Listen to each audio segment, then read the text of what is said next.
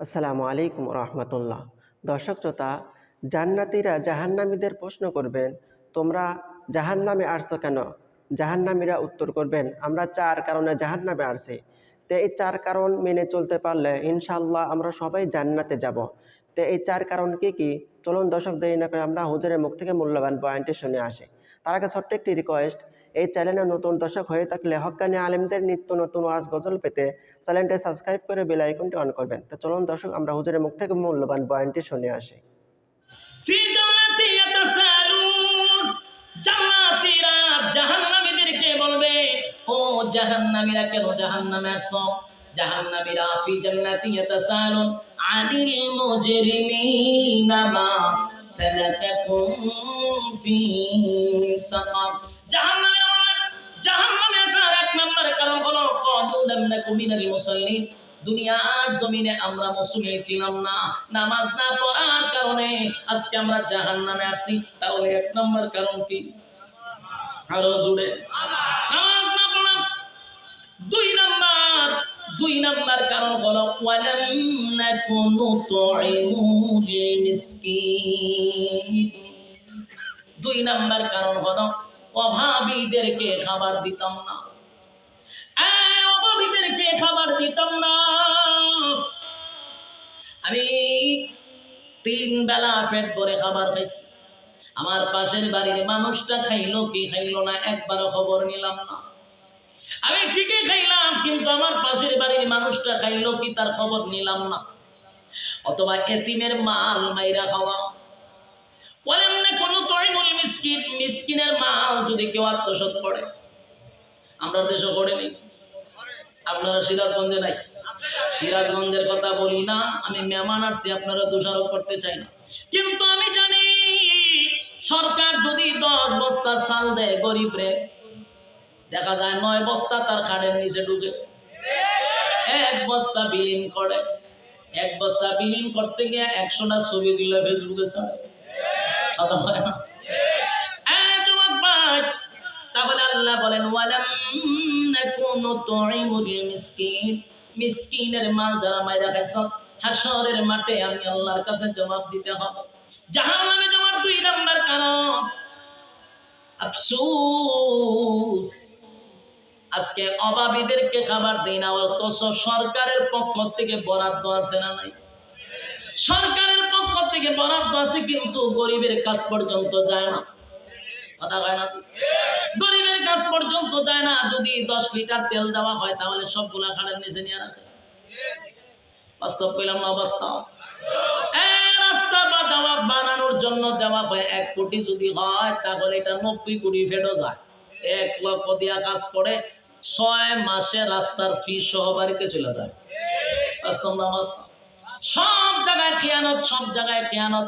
আল্লাহ বলেন খিয়ানতকারীদেরকে জাহান্নামে যেতে হবে। জাহান্নামে যাওয়ার কয় নাম্বার কারণ? আমরা কখনো ইয়েতিমের মাল মাইরা খাইব না, ইয়েতিমের মালে হাত দিব না। ওয়াদা করবো তো ইনশাআল্লাহ। এটা কিন্তু কয় নাম্বার কারণ? 2 নাম্বার, অভাবীদের খাবার লুটপাট করব না। অভাবীদের খাবার লুটপাট করব না, ইয়েতিমের মাল চুরি করব না। যার যার পাওনা তাকে বুঝায়া দিব। কে বলছে? জাহান্নামে যাওয়ার এটা হলো 2 নাম্বার কারণ। 3 নাম্বার কারণ হলো কুন্না নাখুদু মা'আল খাইদিন।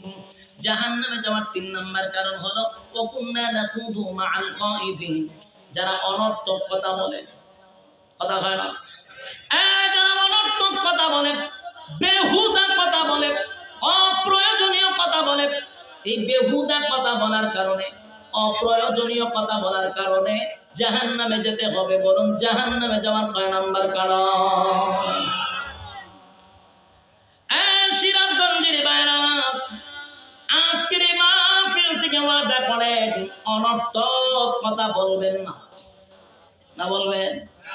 দোকানে গেছেন তো অনর্থক কথা, বাজারে গেছেন অনর্থক কথা, ঘরে গেছেন অনর্থক কথা, মাহফিলে এসে অনর্থক কথা, বেহুদা কথা, যেগুলা কোনো কাজে লাগে না, এই কথা বলা শুরু করছে। তাহলে জাহান্নামে যাওয়ার কয় নাম্বার কারণ? জাহান্নামে যাওয়ার 3 নাম্বার কারণ হলো অনর্থক কথা কথা বলা, বেহুদা কথা বলা। আল্লাহর নবী বলেন যারা অনর্থক কথা বলে, বেহুদা কথা বলে রে, সমাজের মধ্যে তাদের 4 পয়সার কোনো দাম থাকে না। বাস্তব না বাস্তব? বেহুদা কথা বলবেন তো সমাজের মধ্যে আপনার সম্মান আর মর্যাদা কমে যাবে। এই জন্য বেশি কথা না বলা। এটা কার কথা? কোরআনে বলেন অকুন্না নাখুদু মাআল খাইদিন, বেহুদা কথা বইলো না, অপ্রয়োজনীয় কথা বইলো না। জাহান্নামে যেতে হবে না হয় 3 নাম্বার কারণ। এবার 4 নাম্বার কারণ হলো ওয়াকুন্না নুকাযিবু বিয়াউমিদ্দিন। জাহান্নামে যাওয়ার 4 নাম্বার কারণ হলো পরকালের উপর যারা বিশ্বাস করত না। পরকালের উপর যারা বিশ্বাস করে না, জাহান্নামে যাওয়ার কয় নাম্বার কারণ? এই পৃথিবী চিরস্থায়ী নয় গো, এটা ক্ষণস্থায়ী। এই পৃথিবীতে কেউ থাকতে পারে নাই, কেউ থাকতে পারে নাই। এটা থাকার জায়গাও না। আস্তিক হোক নাস্তিক হোক, একটা জিনিস বিশ্বাস করে, এটা হলো মরতে হবে। মরণ লাগবে, মরতে হবে, মরতে হবে, মৃত্যুর স্বাদ গ্রহণ করতে হবে। কুল্লু নাফসিন যায়িকাতুল মাউত, প্রত্যেকটা মানুষ মরণশীল, মরণ থেকে কেউ পালাইতে পারবে না। পরকালের উপর বিশ্বাস করতে হবে। আল্লাহ বলেন হাসরের মাঠে প্রত্যেকটা মানুষ আমার সামনে দাঁড়াবে উলঙ্গ অবস্থায়, পিপাসু অবস্থায়। পিপাসু অবস্থায় দাঁড়াতে হবে, কলিজা পাটা পিপাসা লইয়া দাঁড়াবে।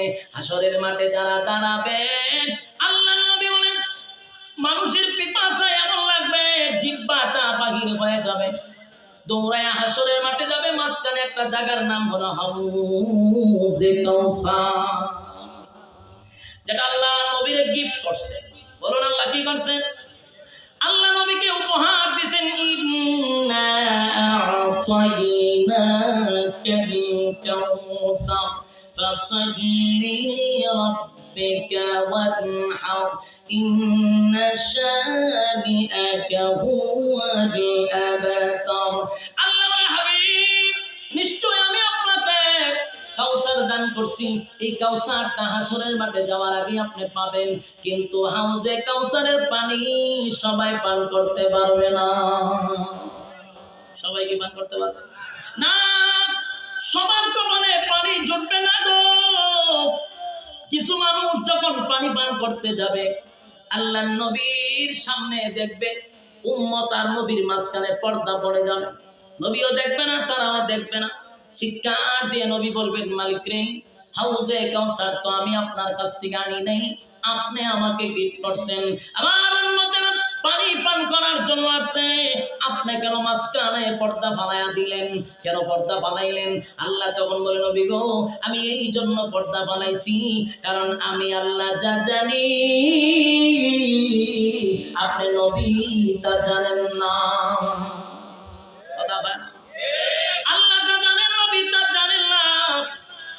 আমি কেন মাঝখানে পর্দা বানাইছি? কারণ আপনার কাছে যারা আসছে পানি পান করার জন্য, তারা আপনার রেখে যাওয়া ইসলাম, দান দান বাংলা ইসলাম, রক্ত জড়ানো ইসলাম তারা দুনিয়াতে পালন করে নাই।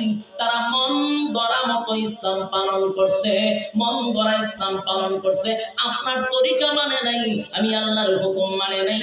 এই জন্য আজকের এই দিনে আমি তাদেরকে আপনার বরকতি হাতের পানি পান করতে দিব না। আসেনি কথা হয় না, নবীর তরিকা নাই, আল্লাহর হুকুম নাই, আয়েশা যদি লম্বা কথা কয় মানা যাবে? কথা হয় না, মানা যাবে না। কারণ তোমার মধ্যে আমার রাসূলের তরিকা নাই, তোমার মধ্যে আল্লাহর হুকুম নাই, তোমার কথা মানা যাবে না। আল্লাহ এই জন্য আমি মাঝখানে পর্দা ফলাইছি, কারণ এরা দুনিয়াতে লম্বা কথা বলছে কিন্তু আপনার তরিকা মানে নাই, আমার হুকুম মানে নাই। এই জন্য তাদেরকে আপনার বরকতি হাতের পানি পান করাতে দিব না। পর্দা ফলাই আল্লাহ রাসূল বলবেন, সুহকান সুহকান লিমান গায়্যারা বাদি, দূর হয়ে যা, দূর হয়ে যা, এমন উম্মতের দরকার নাই।